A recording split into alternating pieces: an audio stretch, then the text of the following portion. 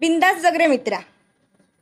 एकदा 40 पार केल्यावर कोण किती शिकला आणि कोण नाही शिकला काय फरक पडत नाही. तुका आठवता शाळा बुडवान पांदीतनं दडान चुलियत बसायचो. मस्त गरम गरम घावणे आणि चाय खायचो.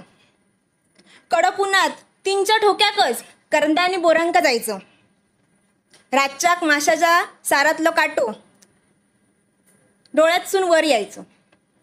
इटी दांडू खेळताना एकमेकांका गाळये घालून सोडायचं नाही. मग गळ्यात गळे घालान अख्खो गाव हिंडायचं नाही. आठवतं मग तुका? तू गेलंस मुंबईत मी बापडा हयच रावलंय आये वांगडा.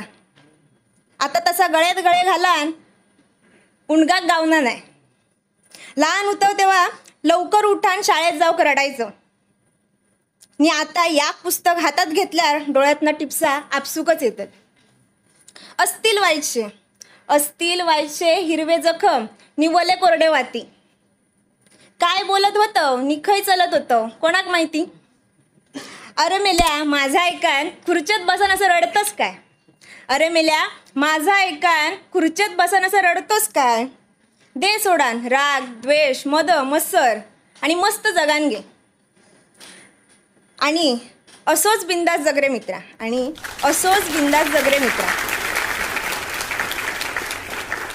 आणि एक छोटीशी कविता घेते.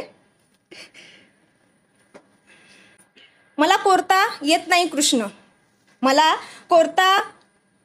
कृष्ण ना रंग भरता येत. तिच्या पाठीवर देहभर झंकारला जाणाऱ्या यातनेतून स्पंदनातून अज्ञानाचे ओरखडे खोडताही येत नाहीत.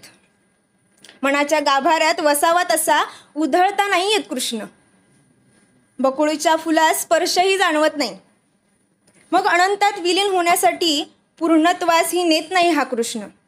असो कॅनव्हासवर त्या बासरीला झालेला मुक्केपणात त्रास पाहून हृदयाच्या झाडाला कुंपण घालून दुरून भिडणाऱ्या नजरेने राधाही बावरी होते.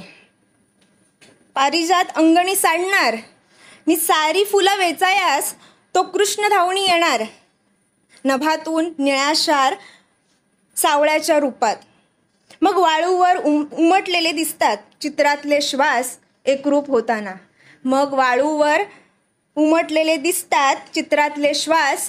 होताना. धन्यवाद.